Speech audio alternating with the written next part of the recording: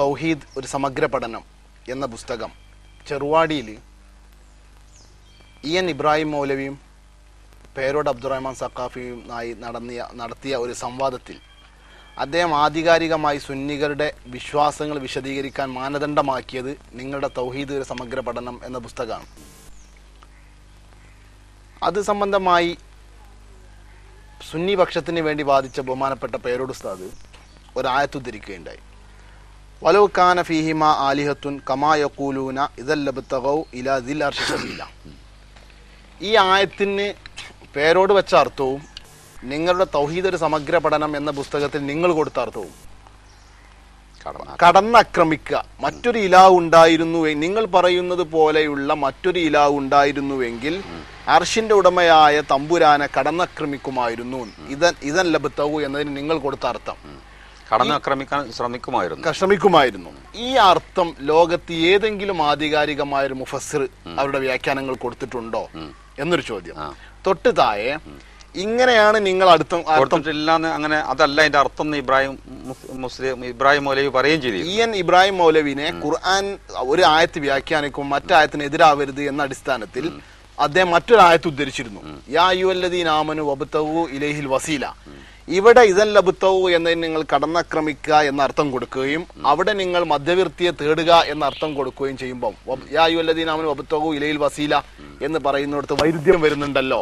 അവിടെ പിന്നെ എന്താണ്, എങ്ങനെ നിങ്ങൾ ഇവിടെ ഈ അർത്ഥം അവിടെ ആ അർത്ഥവും കൊടുക്കാനുള്ള മാനദണ്ഡം എന്ത്? ഇതിന് മുൻകാല മുഫസ്സിറുകൾ ആരെങ്കിലും ഇത് വൈരുദ്ധ്യമായി വ്യാഖ്യാനിച്ചിട്ടുണ്ടോ എന്നാണ് വിശദീകരിക്കാൻ താല്പര്യപ്പെടും. ലോകാന ഫീഹി മാലിയത്തുൻ കമാ യഖൂലൂന ഇദൽ ലബ്തഗൗ ഇലാ ദിൽ അർശി സബീല എന്ന ആയത്തിന് ഞാൻ തൗഹീദ് സമഗ്ര പഠനം എന്ന പുസ്തകത്തിൽ അവർ പരമേശ്വരനെ കടന്നാക്രമിക്കാൻ ശ്രമിക്കുമായിരുന്നു എന്നാണ് ഞാൻ അർത്ഥം എഴുതിയത്. വാസ്തവത്തിൽ അങ്ങനെ അർത്ഥം ഇല്ല എന്ന് ഇബ്രാഹിം മൗലവി പറഞ്ഞത് അയാൾ ഖുർആൻ തഫ്സീറിൻ്റെ ഗ്രന്ഥങ്ങൾ അയാൾ അന്ന് കൂടുതൽ വായിച്ചിട്ടുണ്ടാവില്ല. കാരണം അതിന് ആ അർത്ഥം ഉണ്ട് എന്ന് ഇമാം റാസി, ഇമാം ഖുർത്തുബി, അറിയപ്പെട്ട എല്ലാ മുഫസ്സിറുകളും അവിടെ രണ്ട് വിധത്തിൽ അർത്ഥം വെക്കാം. ഇതല്ല ലബ്തഗൂ ഇലാ ദിൽ അർശി സബീല എന്നുള്ളതിന് കടന്നാക്രമിക്കുക എന്നും അർത്ഥം വെക്കാം. അങ്ങനെ അർത്ഥം വെച്ച കുറേ മുഫസ്സിറുകളെ പറഞ്ഞിട്ടുണ്ട്. പിന്നെ അടുക്കാൻ വേണ്ടി ശ്രമിക്കുക എന്നും അർത്ഥം വെക്കുക, അത് രണ്ടും അതിൻ്റെ അർത്ഥത്തിലുണ്ട്. ആ രണ്ട് അർത്ഥവും അവിടെ ഉദ്ദേശമുണ്ട് എന്ന് റാസി അടക്കമുള്ള ഒരുപാട് മുഫസ്സിറുകൾ പറഞ്ഞിട്ടുണ്ട്. അപ്പോൾ ആ വാദപ്രകാരം ചെയ്ത കാലഘട്ടത്തിൽ ഇബ്രാഹിം മൗലവി ആ തഫ്സീറൊന്നും നോക്കിയിട്ടുണ്ടാവില്ല. അന്ന് അത് ഞാൻ നോക്കിയിട്ടില്ല, കുറേ നോക്കിയിട്ടില്ല എന്ന് കേസ് പറഞ്ഞിരുന്നു. അപ്പോൾ അതും നോക്കിയിട്ടുണ്ടാവില്ല. മാത്രമല്ല മലയാളത്തിൽ എഴുതിയ പരിഭാഷയും അയാൾ കൂടുതൽ നോക്കിയിട്ടുണ്ടാവില്ല.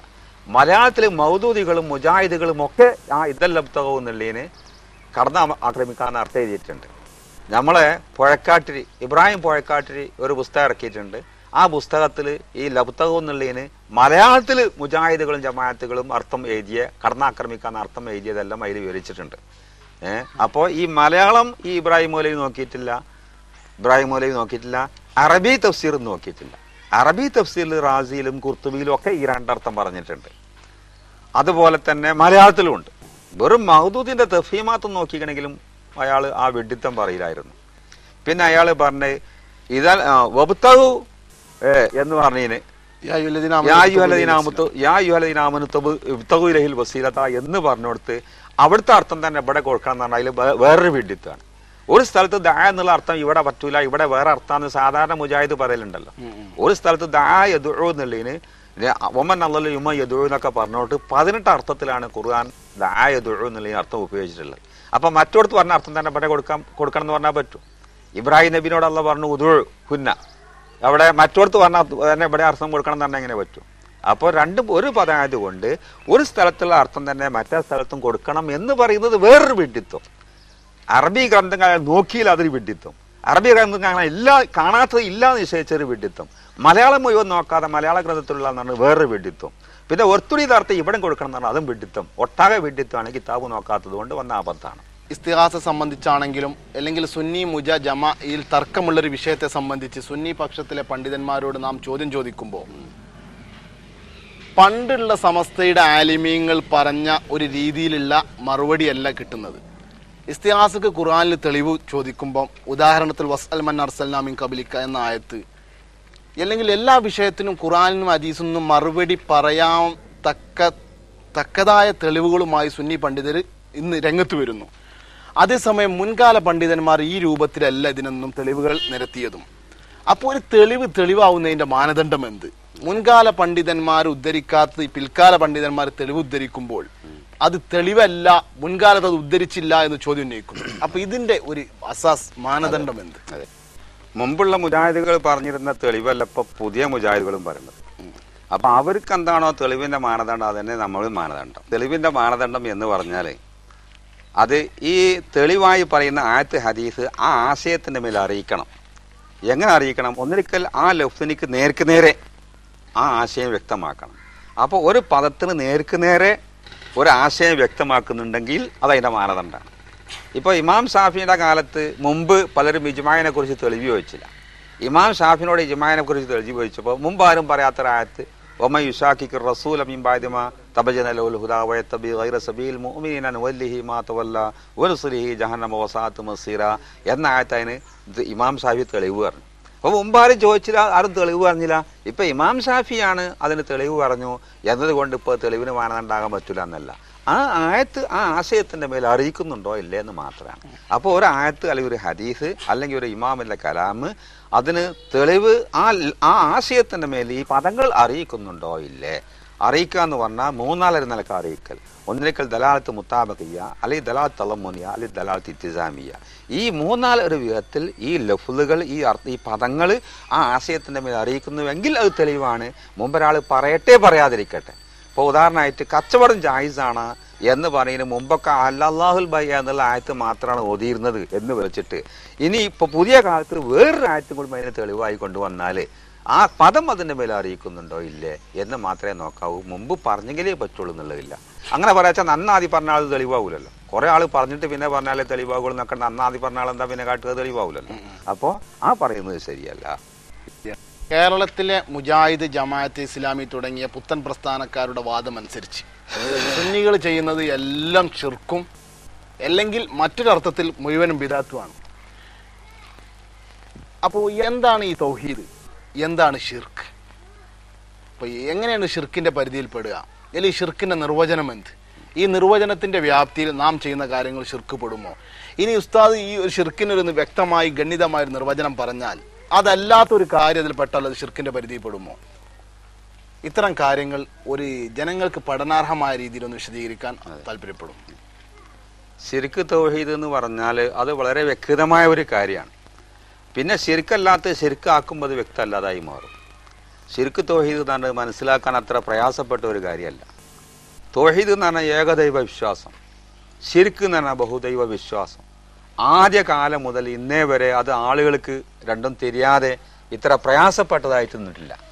തൗഹീദ് എന്ന് പറഞ്ഞാൽ ഏകദൈവ വിശ്വാസം, ശിർക്ക് എന്ന് പറഞ്ഞാൽ ബഹുദൈവ വിശ്വാസം. ഒന്നുകൂടി പറഞ്ഞാൽ ഇപ്പോൾ മുസ്ലിങ്ങൾ പറഞ്ഞത് ഒരു ദൈവമേ ഉള്ളൂ, അത് അല്ലാഹ്. മറ്റുള്ളവരൊന്നും ദൈവമല്ല, മലക്കുകൾ ദൈവമല്ല, അമ്പിയാക്കൾ ദൈവമല്ല, അവർക്കൊന്നും സ്വയം പര്യാപ്തതല്ല. സ്വയം പര്യാപ്തമുള്ള ആള് അള്ളാഹു മാത്രമേ ഉള്ളൂ എന്നുള്ള ഈ വിശ്വാസം അത് തൗഹീദാണ്. നേരെ മറിച്ച് മുസ്ലിങ്ങളല്ലാത്ത ഒരുപാട് വിഭാഗം ആളുകളുണ്ട്. ഉദാഹരണമായിട്ട് പഴയ കാലത്ത് റഷ്യ, ഇറാൻ തുടങ്ങിയ സ്ഥലത്ത് മജൂസികൾ എന്ന് പറഞ്ഞൊരു വിഭാഗം ആളുകളുണ്ട് ഇസ്ലാമിൻ്റെ ആദ്യകാലത്ത്. അവർ പറഞ്ഞത് രണ്ട് ദൈവമുണ്ട്. ഒരു ദൈവത്തിന് പേര് അഹിരിമൻ, മറ്റൊരു ദൈവത്തിന് പേര് യസ്ദാൻ. ഇങ്ങനെ രണ്ട് ദൈവമുണ്ട്. രണ്ട് ദൈവവും തുല്യ അവകാശമാണ്. ഒരു ദൈവം അനുഗ്രഹത്തിൻ്റെ ആളാണ്, ഒരു ദൈവം ശിക്ഷയുടെ ആളാണ്. ഇങ്ങനെ രണ്ട് ദൈവമുണ്ട് എന്നാണ് മജൂസികൾ പറഞ്ഞിരുന്നത്. അപ്പൊ ഇസ്ലാം പറഞ്ഞു രണ്ട് ദൈവമല്ല, ഹൈറും ഷെറും ഒക്കെ ഒരു ദൈവത്തിൽ നിന്നുള്ളതാണ് എന്ന് ഇസ്ലാം പറഞ്ഞു. അതുപോലെ തന്നെ നമ്മളെ ഇന്ത്യയിലുള്ള ഹിന്ദുക്കൾ അല്ലെങ്കിൽ വേറെ ചില ആളുകൾ ദൈവം മൂന്നെണ്ണുണ്ട്. ഒന്ന് ബ്രഹ്മാവ്, ഒന്ന് ശിവൻ, ഒന്ന് വിഷ്ണു. ഇങ്ങനെ ബ്രഹ്മാവ്, ശിവൻ, വിഷ്ണു എന്ന് പറഞ്ഞിട്ട് ഒന്നിലധികം ദൈവങ്ങളുണ്ട്.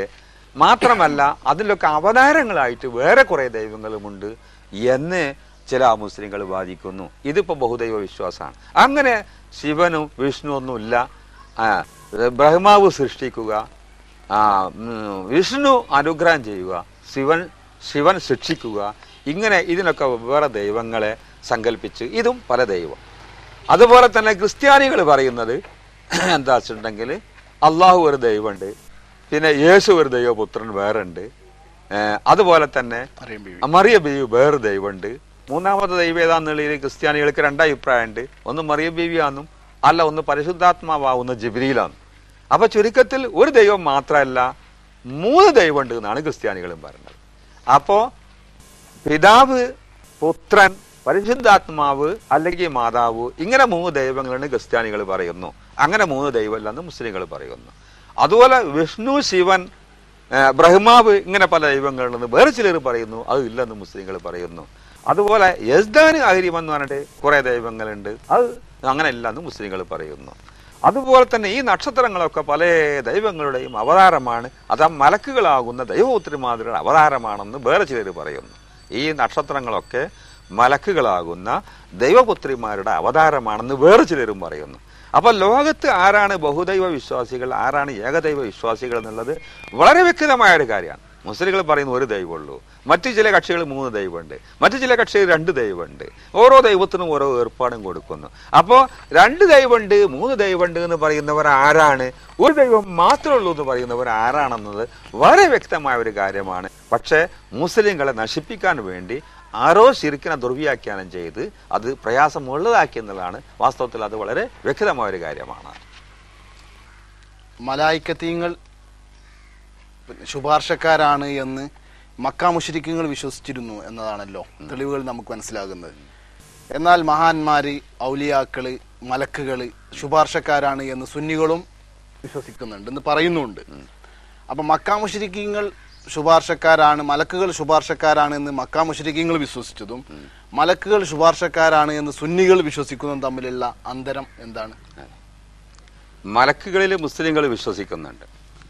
അതുപോലെ മലക്കുകളിൽ ലോകത്ത് അറേബ്യൻ മുശ്രിക്കുകളും മറ്റു മതക്കാരും വിശ്വസിക്കുന്നുണ്ട്.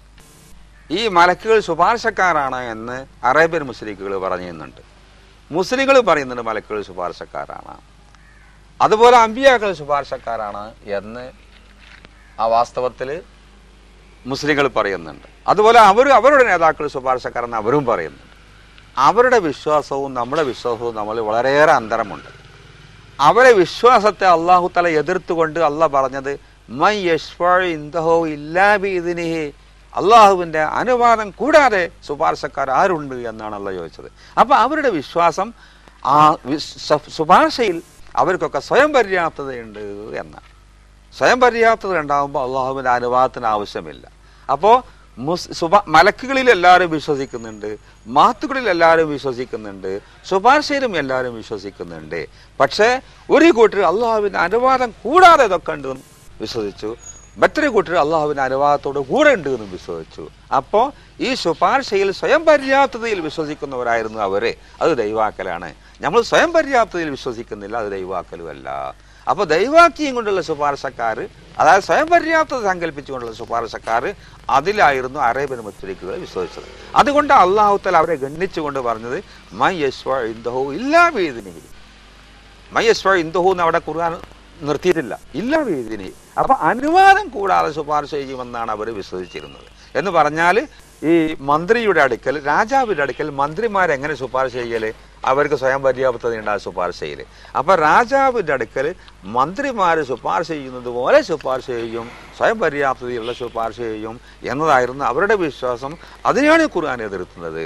എന്നല്ലാതെ മഹത്തുക്കൾ അള്ളാഹുവിനോട് പ്രാർത്ഥന രൂപത്തിലുള്ള ശുപാർശ, അള്ളാഹുവിൻ്റെ അനുവാദത്തോടുകൂടെ അള്ളാഹുവിൻ്റെ ഉദ്ദേശത്തോടു കൂടെ ചെയ്യുന്ന ശുപാർശ, അത് ഇസ്ലാം അംഗീകരിക്കുകയാണ് ചെയ്യുന്നത്. അപ്പം നമ്മൾ മുമ്പ് പറഞ്ഞതുപോലെ ഒന്ന് സ്വയം പര്യാപ്തതയുടെ അടിസ്ഥാനത്തിലുള്ളതാണ്, ഒന്ന് സ്വയം പര്യാപ്തത ഇല്ലാതെയുള്ളതുമാണ്. ഇമാം സുബ്കി പറയുന്ന ഒരു സംഭവം, ലോകത്ത് തവസ്സുൽ ഇസ്തിഗാസയെ വിമർശിച്ചത് ഇബ്നു തൈമിയക്ക് മുമ്പ് ആരും വിമർശിച്ചിട്ടില്ല എന്ന് ഇമാം സുബ്കി പറയുകയുണ്ടായി. എന്നാൽ നിങ്ങളുടെ ഒരു പാരായണം വെച്ചിട്ട് നിങ്ങൾ ആരെങ്കിലും ലോക ഗ്രന്ഥങ്ങളിൽ സഹാബത്തിന്റെ കാലം മുതൽക്ക് ഇന്നേ വരെയുള്ള തങ്ങളുടെ ഗ്രന്ഥപാരായണത്തിൽ എവിടെങ്കിലും ഈ ഇബ്നു തൈമിയ, ഷെയ്ഖുൽ ഇസ്ലാം ഇബ്നു തൈമിയക്ക് മുമ്പ് ഒരാള് ഇതിനെ വിമർശിച്ചതായിട്ടോ ഇതിന് എതിരിൽ സംസാരിച്ചതായിട്ടോ അനുഭവത്തിൽ പെട്ടിട്ടുണ്ടോ? ഇല്ല. ഇബ്നു തൈമിയന്റെ മുമ്പ് ഉള്ള പണ്ഡിതന്മാർ രചിച്ച ഗ്രന്ഥങ്ങൾ നോക്കിയാൽ അവർ മുഴുവനും നേരത്തെ നമ്മൾ പറഞ്ഞതുപോലെ ഇബ്നു കസീർ, ഇമാം നബി തുടങ്ങിയ അവരൊക്കെ ഒരുപാട് സംഭവങ്ങൾ ഉദ്ധരിക്കുകയും അതനുസരിച്ച് പ്രവർത്തിക്കുകയും ചെയ്തു എന്നല്ലാതെ അവരാരും തന്നെ ഇസ്തിഹാസയെ എതിർത്തതായി കാണാൻ കഴിയില്ല. ഇമാം സുബക്കി അങ്ങനെ പറഞ്ഞു എന്ന് മാത്രമല്ല, അത് ഹദീസിന്റെ അടിസ്ഥാനത്തിൽ ഇമാം സുബക്കി പറഞ്ഞത് ശരിയാണെന്ന് ഞാൻ തൗഹീദ് സമഗ്ര പഠനത്തിൽ ഞാൻ സ്ഥാപിച്ചിട്ടുമുണ്ട്. അതായത് പരലോകത്ത് വെച്ച് എല്ലാവരും ഒരുമിച്ച് കൂടുമ്പോൾ ഒരാളും അതിനെ എതിർക്കുന്നില്ലല്ലോ, ഒരു നബിയും അതിനെ എതിർക്കുന്നില്ല എന്ന് മാത്രമല്ല, സുലൈമാൻ നബി അലൈഹി ഇസ്ലാം ആസഫിനോട് സഹായത്തെ തേടുന്നുണ്ട്. ബഹുമാനപ്പെട്ട ഈസാ നബി അലൈഹി ഇസ്ലാം മൻ അൻസാരി ഇലല്ലാഹി തന്നെ മറ്റുള്ളവരോട് സഹായത്തെ തേടുന്നുണ്ട്. അതുപോലെ തന്നെ മുഹമ്മദ് നബി സല്ലല്ലാഹു അലൈഹി വസല്ലം അഊദു ബി കലിമാത്തില്ലാഹി താമ്മാത്തി ചെല്ലുന്നുണ്ട്. മാത്രമല്ല ഇബ്രാഹിം നബി അലൈഹി സ്വലാം അഊദു ബി കലിമാത്തില്ലാഹി താമ്മാത്തി ചെല്ലി എന്ന് നബി പറയുന്നുണ്ട്. ഇതൊക്കെ ഇമാം ബുഖാരി ഉദ്ധരിച്ച. അപ്പൊ എല്ലാ അമ്പിയാക്കളും ദുന്യാവിൽ വെച്ച് സഹായം തേടുന്നുണ്ട്, മറ്റുള്ളവർ അള്ളാഹു അല്ലാത്തവരോട് സഹായം തേടുന്നുണ്ട്, കാരണക്കാർ നിലക്ക് സഹായം തേടുന്നുണ്ട്. അപ്പൊ പരലോകത്ത് വെച്ച് അത് ഈ അമ്പിയാക്കളൊക്കെ അത് അംഗീകരിക്കുന്നുമുണ്ട്. അപ്പോൾ ഒരു നബിയും അതിനെ എതിർത്തിട്ടില്ല, അതുപോലെ തന്നെ ഒരു മതത്തിലും അതിനെ എതിർപ്പില്ല എന്ന് ഇമാം സുബിക്ക് പറഞ്ഞത് ശരിയാണെന്ന് ഹദീസിന്റെ അടിസ്ഥാനത്തിലും ആയത്തിന്റെ അടിസ്ഥാനത്തിലും നമുക്ക് ബോധ്യപ്പെടാൻ ചെയ്യണത്. ആയത്തിന്റെയും ഹദീസിന്റെ അടിസ്ഥാനത്തിൽ ഇമാം സുബിക്ക് പറഞ്ഞത് ശരിയാണെന്ന് നമുക്ക് ബോധ്യപ്പെടുക ചെയ്യണത്. അതിന് എതിര് കണ്ടിട്ടില്ല എന്ന് മാത്രമല്ല, അയാൾ പറഞ്ഞത് ശരിയാണെന്നുള്ളത് ആയത്തിന്റെയും ഹദീസിന്റെ അടിസ്ഥാനത്തിൽ നമുക്ക് വ്യക്തമാക്കുകയാണ് ചെയ്യുന്നത്. ഇപ്പോ മുസ്ലിം സമുദായത്തിലെ ഒരു പറ്റം പണ്ഡിതന്മാര് ഒരു വിഷയം അംഗീകരിക്കുകയും ആ വിഷയത്തിന് അവരുടേതായ തെളിവുകൾ കാണുകയും ചെയ്യുമ്പോൾ ആ ഒരു ബഹുഭൂരിഭാഗം വരുന്ന ഒരു സമുദായത്തെ അല്ലെങ്കിൽ ഒരു സമൂഹത്തെ മുശ്രിക്കാക്കുകയോ കാഫിറാക്കുകയോ ചെയ്യുമ്പോൾ യഥാർത്ഥത്തിൽ ഇവർ മുശ്രിക്കുകളും കാഫിറുകളും അല്ലെങ്കിൽ ഇത് ആക്ഷേപിക്കുന്നതിന്റെ ഇസ്ലാമിക നിയമപരമായ വിധി എന്താണ്? ഇപ്പോ മുസ്ലിം സമുദായത്തിൽ ഏറ്റവും വലിയ അബദ്ധം ഈ വാദമാണ്, മുശ്രിക്കാക്കുന്ന വാദം. ഈ മുശ്രിക്കാക്കുന്ന ആളുകൾ അതൊരു ഹരങ്ങായി പറയാ. വാസ്തവത്തിൽ ഈ മുശ്രിക്കാക്കുന്ന ആളുകൾക്ക് തന്നെ വാസ്തവത്തിൽ മുശ്രിക്കാന്ന് അവർ പറയുന്നതോടുകൂടെ തന്നെ അവരുടെ നിസ്കാരത്തിൽ തുടരുകയും അവരെ മേൽ മയ്യിത്ത് നിസ്കരിക്കുകയും അതുപോലെ തന്നെ അവരുമായി വിവാഹബന്ധം ഏർപ്പെടുകയും ചെയ്യുന്നു. പക്ഷേ അവർ മുശ്രിക്കാണെന്ന് പറയുകയും ചെയ്യുന്നു. അവർക്കിതൊരു ഹോബിയാണ് വാസ്തവത്തിൽ. പറയുന്നതിൽ ആത്മാർത്ഥത തീരെ ആത്മാർത്ഥതയല്ല. എന്നാൽ ഇവർ ഈ ഹോബി കൊണ്ട് മുസ്ലിം സമുദായത്തിന് ഇന്ന് ലോകത്ത് എന്തെല്ലാം അധപതനങ്ങൾ ഉണ്ടായോ അത് മുഴുവനും ഈ ശിർക്കാക്കൽ കൊണ്ടുണ്ടായതാണ്. ഈ മുസ്ലിം സമുദായത്തെ മറ്റു ശത്രുക്കൾക്ക് ഒറ്റിക്കൊടുക്കുക, ഈ മുസ്ലിം സമുദായത്തെ മറ്റു ശത്രുക്കൾക്ക് ഒറ്റിക്കൊടുത്തത് കൊണ്ടാണ് മുസ്ലിം സമുദായത്തെ മുസ്ലിങ്ങളിൽ നിന്നുള്ള ഒരു വിഭാഗം തന്നെ മറ്റു ശത്രുക്കൾക്ക് ഒറ്റിക്കൊടുത്തത് കൊണ്ടാണ് മുസ്ലിങ്ങൾക്ക് ഇന്ന് വരെ വന്ന എല്ലാ ആപത്തും. മുസ്ലിങ്ങൾ തന്നെ ശത്രുക്കൾക്ക് മുസ്ലിങ്ങളെ ഒറ്റിക്കൊടുത്തത് കൊണ്ടാണ് ഇന്ന് വന്ന സർവ്വ ആപത്തും. ഈ ഒറ്റിക്കൊടുക്കലിന് മുഴുവനും അടിസ്ഥാന കാരണമായിട്ടുള്ളത് ഈ ശിർക്ക് ഫത്വയാണ്. അപ്പൊ ഈ ശിർക്ക് ഫത്വ എന്നത് സമൂഹത്തിന് വളരെയേറെ അപകടമുണ്ടാക്കിയിട്ടുണ്ട്. അതുകൊണ്ട് എത്ര കണ്ട് അപകടമുണ്ടാക്കിയോ അത്ര കണ്ട് അതിന് കുറ്റവും ഉണ്ടാവും, അത്ര കണ്ട് അത് നാശവുമാണ്. ഇന്ന് ലോകത്ത് ഏതെങ്കിലും ഒരു മുസ്ലിമിനെ ശത്രുക്കൾ വേപ്പെട്ടിനെ കൊല്ലുന്നത് പോലെ അടിച്ചു കൊല്ലുകയാണെങ്കിൽ ചോദ്യം ചെയ്യാൻ ആരുമില്ല. മുസ്ലിങ്ങളിൽ ആരും ശക്തിയുള്ളവരില്ല, ശേഷിയുള്ളവരില്ല. ഈ ഗതികേടിൽ എത്തിക്കഴിഞ്ഞു. അപ്പൊ അതിന്റെ ഗതികേട് എത്രയാണോ അത്ര കണ്ട് കുറ്റമുള്ളതാണ് ഈ മുശ്രിക്കാക്കുക എന്നുള്ള കാര്യം. ഇപ്പൊ എല്ലാ പ്രവാചകന്മാർക്കും മൊയ്സത്ത് കൊടുത്തിട്ടുണ്ട്. അപ്പം ഖാത്തമുൻ നബിയീൻ സയ്യിദുൽ മുർസലീനായ അഷ്റഫുൽ ഖൽഖ് സല്ലല്ലാഹു അലൈഹി വസല്ലം തങ്ങൾക്ക് അള്ളാഹു കൊടുത്ത ഏറ്റവും വലിയ മൊയ്സത്ത് പരിശുദ്ധ ഖുർആനാണ്. അത് ഖിയാമത്ത് നാൾ വരെ നിലനിൽക്കുക എന്നതുമാണ്. ഇപ്പൊ നേരത്തെ ഉസ്താദ് സംസാരിക്കേണ്ടായി മൊയ്സത്ത് കറാമത്ത് എന്ന് പറയുന്നത് ഇഖ്തിയാരിയാണ്. ഇഖ്തിയാരിയായിട്ടും ഉണ്ടാവും, അല്ലാതെയും ഉണ്ടാവും. അങ്ങനെയാണെങ്കിൽ നബി സല്ലല്ലാഹു അലൈഹി വസല്ലം തങ്ങളുടെ ഏറ്റവും വലിയ മൊയ്സത്തായി പറയുന്നത് ഖുർആനാണ്. ഈ ഖുർആനിൽ നബി സല്ലല്ലാഹു അലൈഹി വസല്ലമക്ക് എന്ത് ഇഖ്തിയാരിയാണുള്ളത്? നബി വിചാരിക്കുന്നതനുസരിച്ച് ഖുർആൻ ഇറങ്ങുകയും ഇറങ്ങാതിരിക്കുകയും എന്നുള്ള ഒരു അവസ്ഥ, അല്ലെങ്കിൽ നബി ഉദ്ദേശിക്കുമ്പോൾ അത് കിട്ടുക എന്നുള്ളത് ഇതിൽ നമുക്ക് മനസ്സിലാക്കാൻ പറ്റും. ഞാൻ ഈ ചോദ്യമാണെങ്കിൽ നബിയുടെ എല്ലാ മുഅ്ജിസത്തും നബിയുടെ ഇഖ്തിയാർ കൊണ്ടാണ് എന്ന് നമ്മൾ വാദിക്കണം. അതല്ലേ നമ്മൾ പറഞ്ഞത്. ഇഖ്തിയാർ കൊണ്ടും മുഅ്ജിസത്ത് ഉണ്ടാവും, അല്ലാതെയും മുഅ്ജിസത്ത് ഉണ്ടാകും. ഈ ഖുർആൻ അവതരിക്കുക എന്ന് പറഞ്ഞത് വാസ്തവത്തിൽ ഇഖ്തിയാർ കൊണ്ടുണ്ടാണല്ല, ഇഖ്തിയാർ ഇല്ലാണ്ടാണ്. എന്നാൽ വേറെ ഏറ്റവും വലിയ മുഅ്ജിസത്ത് ഇതാന്ന് പറയുമ്പോൾ അല്ലാത്ത കുറെ മുഅ്ജിസത്തുകൾ ഉണ്ട് നിങ്ങൾ സമ്മതിച്ചല്ലോ. അതൊക്കെ ഇങ്ങനെ ഇഖ്തിയാർ കൊണ്ടല്ലാതെ ഇഖ്തിയാർ കൊണ്ടുണ്ടാണ് ഉണ്ടായിട്ടുണ്ടല്ലോ. ആവശ്യപ്പെട്ടപ്പോഴാണല്ലോ വെള്ളം അധികരിപ്പിച്ചു കൊടുത്തത്, ആവശ്യപ്പെട്ടപ്പോഴാണല്ലോ രോഗം സുഖപ്പെടുത്തി കൊടുത്തത്, ആവശ്യപ്പെട്ടപ്പോഴാണല്ലോ ജാബിർ റളിയല്ലാഹുവിന് കാരക്ക വർദ്ധിപ്പിച്ചു കൊടുത്തത്. അപ്പോൾ ആവശ്യപ്പെട്ടപ്പോൾ ചെയ്ത ധാരാളം മുഅ്ജിസത്തുകൾ നബിക്ക് ഉണ്ടായിട്ടുണ്ട്. ഇനി ഖുർആനിൽ തന്നെ നോക്കുകയാണെങ്കിൽ ഖുർആനുമായി വരുന്നത് ജിബ്രീൽ അലൈഹി സ്വലാം ആണല്ലോ. ജിബ്രീൽ അലൈഹി സ്വലാം ഒന്ന് പറഞ്ഞു കൊടുക്കുകയാണ് ചെയ്യുന്നത്. അപ്പൊ ഈ ജിബ്രീലിനെ കാണാനും ഈ ജിബ്രീലിനെ കേൾക്കാനുള്ള കഴിവ് നബിക്കുണ്ടല്ലോ, അതിന്റെ മോചിതത്തല്ലേ. അപ്പൊ ഈ ഖുർആനോട് ബന്ധപ്പെട്ടും തന്നെ നബിയുടെ ഇഖ്തിയാർ ഖുദ്റത്തുമായി ബന്ധപ്പെട്ട് മോചിതത്തുണ്ട്. അതായത് എപ്പോൾ നോക്കുകയാണെങ്കിലും ജിബ്രീലിനെ നബി കണ്ടാൽ അറിയും. നിങ്ങൾക്ക് ജിബ്രീലിനെ കണ്ടാൽ അറിയില്ല, നിങ്ങൾ എപ്പോഴും ജിബ്രീലിനെ കാണൂല, നബി എപ്പോഴും ജിബ്രീലിനെ കാണുന്നുണ്ട്. നബി ജിബ്രീൽ എപ്പോൾ സംസാരിച്ചാലും നബി അത് കേൾക്കുന്നുണ്ട്. അപ്പോൾ ഏത് അവസരത്തിലും ഈ ജിബ്രീലിന്റെ ശബ്ദം കേൾക്കുക, ജിബ്രീലിനെ കാണുക എന്നുള്ള ഈ മോചിതത്ത് അതൊരു മോചിതത്താണ്. ആ മോചിതത്ത് നബിക്ക് നബിന്റെ ഇഖ്തിയാർ കൊണ്ടുണ്ടാണല്ലേ, അത് നബിക്ക് നബിന്റെ ഇഖ്തിയാർ കൊണ്ടാണല്ലോ. അപ്പൊ ഈ ഖുർആൻ അവതരിപ്പിക്കുമ്പോഴും മലക്കിനെ കാണുക, മലക്കിന്റെ ശബ്ദം കേൾക്കുക എന്നുള്ള മോചിതത്ത് ഇഖ്തിയാർ കൊണ്ടുണ്ടാണ് തന്നെയാണ്. ഇച്ഛാസ്വാതന്ത്ര്യ പ്രകാരം ഉണ്ടാകുന്നത് തന്നെയാണ്. ഇച്ഛാസ്വാതന്ത്ര്യം കൊണ്ട് മാത്രമേ മോചിതത്ത് ഉണ്ടാകൂ എന്ന് നമ്മൾ വായിച്ചിട്ടില്ല. ഇച്ഛാസ്വാതന്ത്ര്യം കൊണ്ടും ഉണ്ടാകും, അല്ലാതെയും ഉണ്ടാകും എന്ന. ഖുർആൻ അവതരിക്കുമ്പോഴും മലക്കിനെ കാണുക, മലക്കിനെ കേൾക്കുക എന്നുള്ളത് നബിയുടെ ഇച്ഛാസ്വാതന്ത്ര്യ പ്രകാരം ഉണ്ടാകുന്നത് തന്നെയാണ്. അങ്ങനെയാണെങ്കിൽ ഇഖ്തിയാരി കൊണ്ടും അല്ലാത്തത് കൊണ്ടും ഇച്ഛാസ്വാതന്ത്ര്യം കൊണ്ടും അല്ലാതെ കൊണ്ടും മൊയ്തത്തുണ്ടാവും എന്ന് പറഞ്ഞു. ഇത് മുസ്ലിം ലോകത്തെ ഏതെങ്കിലും ആധികാരികത പണ്ഡിതന്മാർ അവരുടെ ആധികാരിക ഗ്രന്ഥങ്ങളിൽ പറഞ്ഞിട്ടുണ്ടോ? ഓ ഉണ്ട്. ആര് പറഞ്ഞു? ഇമാം നബി ഫതാവർ റംലിയിൽ പറഞ്ഞിട്ടുണ്ട്, അവരിൽ നിന്ന് മുഅ്ജിസത്ത് കറാമത്തുകൾ ഉണ്ടാകും, കത്ത് കൊണ്ടും കത്തല്ലാതെയും ഉണ്ടാകുമെന്ന് ഇമാം റംലി അദ്ദേഹത്തിന്റെ ഫതാവയിൽ പറഞ്ഞു. ഹാഫിദ് ഇബ്നു ഹജർ അൽ അസ്ഖലാനി അദ്ദേഹത്തിന്റെ ഫത്ഹുൽ ബാരിയിൽ പറഞ്ഞു, അമ്പിയാക്കൾക്ക് മുഅ്ജിസത്ത് ഇഖ്തിയാർ കൊണ്ടുണ്ടാകും എന്നതിന് തെളിവാണ് ഇത് എന്ന് പറഞ്ഞിട്ട് ഒരുപാട് സംഭവം ഇമാം ഹാഫിദ് ഇബ്നു ഹജർ അൽ അസ്ഖലാനി ഫത്ഹുൽ ബാരിയിൽ പറഞ്ഞിട്ടുണ്ട്. അതെല്ലാം തന്നെ എൻ്റെ അക്കായി സുന്നയിലും അതുപോലെ തന്നെ ഫിഖ് സുന്നയിലും അതുപോലെ തന്നെ തൗഹീദ് സമഗ്ര പഠന എന്ന മലയാള പുസ്തകത്തിലും ഞാൻ ഉദ്ധരിച്ചിട്ടുമുണ്ട്. അതുപോലെ തന്നെ എൻ്റെ മിഷ്കാത്തിൻ്റെ ഹാഷ്യ 8 വാള്യമുള്ള മിർആത്തുൽ മിഷ്കാത്ത് എന്ന ഹാഷ്യയിലും ഇമാം ഇബ്നു ഹജർ അൽ അസ്ഖലാനി അദ്ദേഹത്തിൻ്റെ ഫത്ഹുൽ ബാരിയിൽ പറഞ്ഞ ഒരുപാട് ഉദ്ധരണികൾ, അമ്പിയാക്കൾക്ക് മുഅ്ജിസത്ത് കറാമത്തുണ്ടാകും എന്ന് പറഞ്ഞ, അവർക്ക് ഇച്ഛാസ്വാതന്ത്ര്യമുണ്ടെന്ന് പറഞ്ഞ ആ ഉദ്ധരണികൾ ധാരാളം എൻ്റെ മിർആത്തുൽ മിഷ്കാത്ത് എന്ന കിതാബിൽ ഞാൻ ഉദ്ധരിച്ചിട്ടുമുണ്ട്. നിങ്ങൾക്ക് അത് നോക്കിയാൽ കാണാൻ കഴിയും. മുജാഹിദ് പ്രസ്ഥാനം ഹദീസ് ലോകത്ത് അവർ വലിയ പണ്ഡിതനായി ഗണിക്കുന്ന അബ്ദുസ്സലാം സുല്ലമി എഴുതിയ സുന്നത്ത് ജമാഅത്തും ഹദീസ് ദുർവ്യാഖ്യാനവും എന്ന ഒരു പുസ്തകം, അത് നമ്മുടെ മൂസക്കോയ ബാക്കവി എഴുതിയ പുസ്തകത്തിന് മറുപടിയായിട്ടാണ് ഈ സുല്ലമി ഇതിൽ എഴുതുന്നത്. ഇതിൽ ചെരുപ്പിന്റെ ശബ്ദം കേൾക്കൽ എന്നൊരു അധ്യായത്തിന്റെ ഹെഡിങ്ങിന്റെ താഴെയായിട്ട് ഇയാൾ പറയുന്നു, ബാക്കവി എഴുതുന്നു, നബി സല്ലല്ലാഹു അലൈഹി വസല്ലം പറഞ്ഞു, മയ്യത്തിന്റെ ഖബറിൻ മറമാടിയ ശേഷം അവർ പിരിഞ്ഞു പോകുമ്പോഴുണ്ടാകുന്ന കാലടി ശബ്ദം മയ്യത്ത് കേൾക്കുന്നതാണ്. ബുഖാരി മുസ്ലിം. മയ്യത്ത് ഖബറിൽ നിന്നും ബാഹ്യലോകത്ത് നടക്കുന്നവരുടെ കാലടി ശബ്ദം കേൾക്കുമെന്നാണല്ലോ നബി സല്ലല്ലാഹു അലൈഹി വസല്ലം നമ്മെ പഠിപ്പിക്കുന്നത്. മരണം കൊണ്ട് എല്ലാം അവസാനിച്ചിരുന്നുവെങ്കിൽ പിന്നെ പ്രവാചക സല്ലല്ലാഹു അലൈഹി വസല്ലം ഈ പഠിപ്പിച്ചതിന് എന്തർത്ഥമാണുള്ളത്? പുത്തംവാദികൾക്ക് എല്ലാം തിരിഞ്ഞുവെന്നും പ്രവാചകൻ ഒന്നും തിരിഞ്ഞില്ലെന്ന് പറയാൻ ഒക്കുമോ? സുന്നത്ത് ജമാഅത്ത് ഹദീസിൽ പേജ് 86. ഇതിനെ ഗണ്ണിച്ചുകൊണ്ട് മറുപടി പറയുന്നു മൗലവി, ദൂരെയുള്ള ശബ്ദം കേൾക്കോയില്ലെന്ന് പുരോഹിതൻ ഇവിടെ സമ്മതിക്കേണ്ടി വരുമല്ലോ. ഇങ്ങനെയാണ് ബാക്കിയുള്ള എല്ലാം. ഈ അടുത്തുള്ളത് മാത്രമേ കേൾക്കൂ എന്നുള്ളത് ബാക്കി അവിടെ പറഞ്ഞിട്ടില്ല. ഹംസബാക്കി ഇവിടെ പറഞ്ഞിട്ടില്ല. അടുത്തുള്ള ഹദീസിലും ഇല്ല. അടുത്തുള്ളത് മാത്രമേ കേൾക്കുള്ളൂ, എന്നെങ്കിലേ ദൂരത്തുള്ളത് കേൾക്കാന്ന്. അപ്പൊ ഈ മലയാളത്തിൽ ഈ മൗലവിക്ക് ഇത്ര വലിയ അബദ്ധം കുടുങ്ങിക്കുക, അറബിയിൽ എത്ര അബദ്ധം കുടുങ്ങിയിട്ടുണ്ടാവുമെന്ന് നമുക്ക് ചിന്തിക്കാം. മാത്രമല്ല ഈ മൗലവി നാവ് കൊണ്ട് ഓർക്കുന്ന ആളാണ്. ഈ മൗലവി വലിയ ദുർവ്യാഖ്യാനത്തിൽ വളരെ പ്രസിദ്ധപ്പെട്ട മൗലവിയാണ് ഈ മൗലവി. അബ്ദുസ്സലാം സുല്ലമി എന്ന് പറഞ്ഞ ആള്, അയാള് ദുർവ്യാഖ്യാനത്തിൽ മയ്യത്ത് കൊണ്ടുപോകുമ്പോൾ നാവ് കൊണ്ട് ദിക്ർ ചെല്ലണം എന്ന് പറഞ്ഞുകൊടുത്ത് നാവ് കൊണ്ട് ഓർക്കണം എന്നാ പറഞ്ഞത്.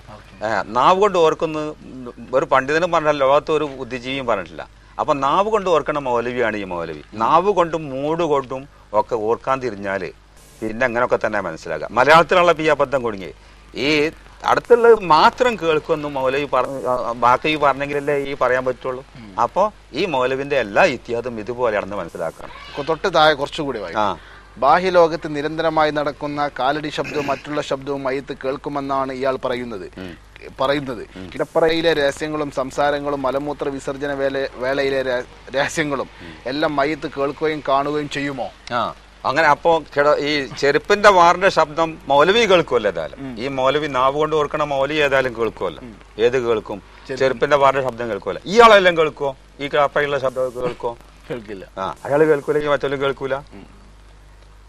പിന്നെ ഏതാ കേൾക്കാന്ന് അയാൾ ചോദിക്കുന്നത് അല്ലേ? പറയുന്നത് ഇല്ലെന്നാണ് മറുപടി എങ്കിൽ ബാഹ്യ ലോകത്തുള്ള എന്തെല്ലാം ശബ്ദമാണ് മയ്യത്ത് കേൾക്കുക, എന്തെല്ലാമാണ് കാണുക, ഇതിന്റെ പട്ടിക ഇവർ തയ്യാറാക്കി തരുന്നു. മൗലവി എന്തൊക്കെ കാണും, എന്തൊക്കെ കേൾക്കും, അതിന്റെ പട്ടിക മൗലവി തയ്യാറാക്കുകയാണെങ്കിൽ അതായത് അള്ളാഹ് ഉദ്ദേശമൊക്കെ കേൾക്കും, അള്ളാഹ് ഉദ്ദേശമൊക്കെ കാണും, അല്ലാത്തൊന്നും കാണൂല. മനുഷ്യനതിൽ സ്വയം പര്യാപ്തമല്ല, അതന്നെ അതിന്റെ പട്ടിക. അവർ കേൾക്കുന്നതിന്റെ പട്ടിക തയ്യാറാക്കിയ പട്ടിക അതിന്റെ നമ്മൾ ടിക്ക് ചെയ്ത് അങ്ങോട്ടും കൊടുക്കും. വെഡിത്തം പറയുകയാണെങ്കിൽ അതിലും വേണ്ട ഒരു പരിധി. ഈ അബ്ദുസലാം സുല്ലമി എന്ന് പറഞ്ഞ ആള് ഞാൻ പറഞ്ഞല്ലോ, അയാൾ വലിയ പ്രഗത്ഭന്റെ പണ്ഡിതനാന്ന് പറഞ്ഞിട്ട് അയാളെ മലയാളത്തിൽ അയാളെ കഴിവ് ഇപ്പം നമുക്ക് മനസ്സിലായല്ലോ. ഇതിപ്പോ ഏത് സാധാരണക്കാർക്ക് മനസ്സിലാക്കുമല്ലോ. അപ്പൊ ഇയാൾക്ക് ഇപ്പം ഈ ഹദീസിൽ എത്ര കഴിവുണ്ടാവുന്ന ഇപ്പം നമുക്ക് അനുമാനിച്ചറിയാം. ഇയാളെ പിതാവും തന്നെ അങ്ങനെ പലതും ഇസ്തിംബാദ് ചെയ്തിരുന്നു. മുത്തനൂർ കേസിൽ ഞാൻ പഠിക്കുന്ന കാലത്ത്, ഞാൻ മഞ്ചേരി അദ്ന മുസ്ലിയടുത്ത് പഠിക്കുന്ന കാലത്താണ് മുത്തനൂർ കേസ് ഉണ്ടായത്. അന്ന് എല്ലാ കേസും കേൾക്കാൻ വേണ്ടി ഞാൻ പോയിരുന്നു. കോർട്ടുമ്മ കയറിയത് E K Abubakar ഉസ്ലിയാരായിരുന്നു. Shamsul Ulama E K Abubakar ഉസ്ലിയാരാണ് അന്ന് കോർട്ട് കയറിയിരുന്നത്. അന്ന് മുജാഹിദിന്റെ വക്കീലിലേക്ക് ചോദ്യം പറഞ്ഞു കൊടുത്തിരുന്ന ഇയാളപ്പ അലി മൗലവിയായിരുന്നു. അങ്ങനെ ചോദ്യം പറഞ്ഞു കൊടുത്ത് വലിയ കഥയിൽ ചോദ്യം പറഞ്ഞു കൊടുത്തു വക്കീലിലേക്ക്. രാമസ്വാമിയാണ് അന്നത്തെ വക്കീൽ. രാമസ്വാമിക്ക് ചോദ്യം പറഞ്ഞു കൊടുത്തു, ഇന്നകരാത്തുസ്മയുൽ മൗത്ത, മരിച്ചവരെ കേൾപ്പിക്കൂല എന്ന് അള്ളാഹ് ഖുർആനിൽ പറഞ്ഞിട്ടില്ലേ. ഈ ചോദ്യം കേട്ടപ്പോൾ രാമസ്വാമി ഇത് വലിയ ചോദ്യമാണെന്ന് വിചാരിച്ചുകൊണ്ട് രാമസ്വാമി അലി മൗലവി പറഞ്ഞു കൊടുത്തനുസരിച്ച് രാമസ്വാമി ഈ കെ അബൂബക്കർ ഉസ്ലിയോട് ചോദിച്ച ഉടനെ തന്നെ അബൂബക്കർ ഉസ്ലിയർ പറഞ്ഞു, ആ ആയത്തിന്റെ ബാക്കി ഇതാവല്ലോ മുദ്ബിരീൻ, അവർ പിന്തിരിഞ്ഞ് ഓടിപ്പായ എന്നുള്ളതുണ്ട് ഇല്ലേ, ഈ മരിച്ചോല് പിന്നെ എവിടേക്കാണ് പിന്തിരിഞ്ഞ് ഓടിപ്പായ എന്ന് ചോദിച്ചു. അപ്പൊ അതിന് മറുപടി അലി മൗലവിക്കും പറയാൻ കഴിഞ്ഞില്ല, രാമസ്വാമിക്കും പറയാൻ കഴിഞ്ഞില്ല. സഹസ്വട്ടാകെ ചിരിച്ച് അലി മൗലവി വസലായത് എന്നെ നേരെ കണ്ണുകൊണ്ട് കണ്ടതാണ്. സമുദായത്തിൽ എന്തൊരു സംഭവം ഉണ്ടായാലും പെട്ടെന്ന് ഒരു ഇസ്തിഹാസ സമ്പ്രദായത്തിലേക്ക് നീങ്ങുന്ന ഒരു കാര്യമാണ് കാണുന്നത്.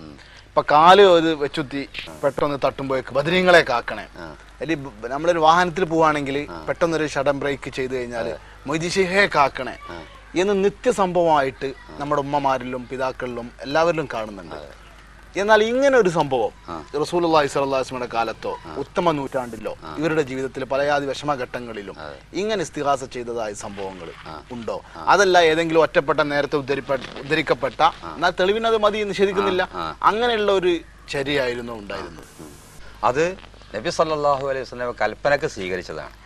ഒരു ഹദീസിൽ ഇങ്ങനെ കാണാം, അനിബ്നു അബ്ബാസ് റളിയല്ലാഹു അൻഹു ഇദാ അസാബത്ത് അഹദക്കും അർജത്തുൻ ബി അർദിൻ ഫലാത്തിൻ ഫൽയുനാദി അലൈന ഇബാദല്ലാഹ് റവാഹു തബ്രാനി ഖാൽ ഹൈസമി റിജാലുഹു ഫി ഖാബ്. ഇബ്നു അബ്ബാസ് നബിയുടെ ഏറ്റവും അടുത്ത ആൾ, ഏറ്റവും വലിയ പ്രഗത്ഭ സഹാബിയാണ് ഇബ്നു അബ്ബാസ്. ഇബ്നു അബ്ബാസ് നബിയിൽ നിന്ന് ഉദ്ധരിക്കാണ്, നിങ്ങൾക്ക് ഒരു മൈതാനിയിൽ വെച്ച് ഒന്ന് കാലൊന്ന് തെറ്റിപ്പോയി, ഒന്ന് വെച്ചുത്തി അല്ലെങ്കിൽ മുടന്തി, കാലൊന്നുകൊണ്ട് വളഞ്ഞു പോയാലുണ്ടല്ലോ, അങ്ങനെ വന്നാൽ അവൻ പറയട്ടെ അയിനൊഴിബാ അല്ലാ, അള്ളാന്റെ അടിമകളെ സഹായിക്കണേ എന്ന് പറയട്ടെ.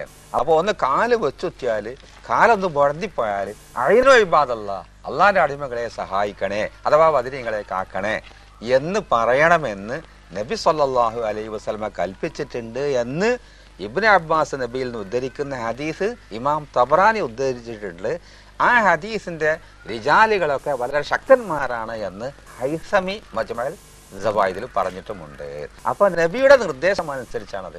വല്ലതും വെച്ച് കെട്ടിയാൽ അള്ളാന്റെ അടിമകളെ എന്നെ സഹായിക്കണം. അള്ളാന്റെ അടിമ പറഞ്ഞാൽ രാമനും കോമനും ഒക്കെ അള്ളാന്റെ അടിമയാണെങ്കിലും പരിപൂർണമായ അടിമ വൈബാദുല്ലദീന വൈബാദുർ റഹ്മാനില്ലദീന എന്ന് പറഞ്ഞ ആളുകളാണ് വാസ്തവത്തിൽ അള്ളാന്റെ അടിമകൾ അഥവാ അമ്പിയാക്കൾ ഔലിയാക്കളൊക്കെ. അപ്പൊ ഒരു കാലൊന്നും മുടന്തിപ്പോയാൽ അപ്പോൾ യാ ഇബാദല്ലാഹ് അയ്നൂനി എന്ന് പറയണമെന്ന് നബി സല്ലല്ലാഹു അലൈഹി വസല്ലമ കൽപ്പിച്ചതിന്റെ അടിസ്ഥാനത്തിൽ മുൻഗാമികൾ അങ്ങനെ ചെയ്തു പോകുന്നതാണ്. അതിനെ എതിർക്കുന്ന ആളുകൾ വാസ്തവത്തിൽ ഏതുണ്ടാവും? ദുന്യാവിൽ 10 പൈസന്റെ ആവശ്യം ഉണ്ടാവും പോലും വേറെ സഹായം തീർന്നുണ്ടാവും. അപ്പൊ അവിടെ അവർക്ക് പ്രശ്നമൊന്നുമില്ല, ഇവിടെ വലിയ പ്രശ്നങ്ങളുള്ളൂ. ഇതിന് അവസരം നൽകുകയും വളരെ മനസ്സിലാകുന്ന രൂപത്തിൽ കാര്യങ്ങൾ വിവരിക്കുകയും ചെയ്തതിന് IDCയുടെ പേരിലും സ്വന്തം നിലക്കും ഞാൻ നന്ദി രേഖപ്പെടുത്തുന്നു. അൽഹംദുലില്ലാ. നിങ്ങൾ ഇത് ഒരു സുന്നത്ത് ജമാഅത്തിന് പ്രചരിപ്പിക്കാൻ വേണ്ടി നിങ്ങൾ ഇവിടെയും വിദേശത്തും ഈ നിലക്കുള്ള ശ്രമങ്ങൾ നടത്തുന്നു എന്ന് മുമ്പേ അറിഞ്ഞിട്ടുണ്ട്. ഇപ്പം അനുഭവത്തിലായി. ഞാൻ അള്ളാഹു സുബ്ഹാനഹു തആല നിങ്ങൾക്ക് അതൊരു സാലിഹ അമലായി സ്വീകരിക്കട്ടെ എന്ന് ആത്മാർത്ഥമായി പ്രാർത്ഥിക്കുകയും നിങ്ങൾക്ക് നന്ദി രേഖപ്പെടുത്തുകയും ചെയ്യുന്നു. ഇത് നമ്മൾക്ക് യാതൊരു ദുർദ്ദേശവുമില്ല. സുന്നത്തിയമായത്തി എന്താണെന്ന് ജനങ്ങൾക്ക് മനസ്സിലാക്കി കൊടുക്കുക മാത്രമാണ് നാം ചെയ്യുന്നത്. ഇന്ന് ലോകത്തുള്ള ബഹുഭൂരിപക്ഷം മുസ്ലിങ്ങളല്ല മുശ്രിക്കുകളാണെന്ന് പറയുമ്പോൾ അവർ മുസ്ലിങ്ങൾ തന്നെയാണെന്ന് പറയേണ്ട ബാധ്യത നമുക്കുണ്ട്. അങ്ങനെ മുശ്രിക്കുകളാണെന്ന ഫത്വയാണ് വാസ്തവത്തിൽ മുസ്ലിങ്ങളുടെ എല്ലാ അധപതനത്തിനും കാരണമായത്. ആ കാരണം തട്ടിമാറ്റി അവർ മുസ്ലിങ്ങൾ തന്നെയാണ്, അവർ നമ്മുടെ സ്നേഹിതന്മാരാണ്, അവരെ സഹായിക്കുകയാണ് വേണ്ടത്, മറ്റുള്ളവർക്ക് ഒറ്റിക്കൊടുക്കുകയല്ല വേണ്ടത് എന്ന് സമുദായത്തിന് ബോധ്യപ്പെടുത്താൻ വേണ്ടി നിങ്ങളാൽ കഴിയുന്ന എല്ലാ സഹായവും ചെയ്യണം. അത് അള്ളാഹു തആല നിങ്ങൾക്ക് വലിയൊരു സാലിഹ് അമലായി സ്വീകരിക്കും. ഒരു മുസ്ലിമിനെ മുസ്ലിമാണ് എന്ന് സ്ഥാപിക്കുന്നത് ഏറ്റവും വലിയ സാലിഹ് അമലാണ്. അങ്ങനെ അതിന് അള്ളാഹു നിങ്ങൾക്ക് തക്ക പ്രതിഫലം ചെയ്യട്ടെ എന്ന് ദ്വാരക്കുന്നതോടൊപ്പം നിങ്ങൾക്ക് വേണ്ടി ഞാൻ നന്ദി രേഖപ്പെടുത്തുകയും ചെയ്യുന്നു.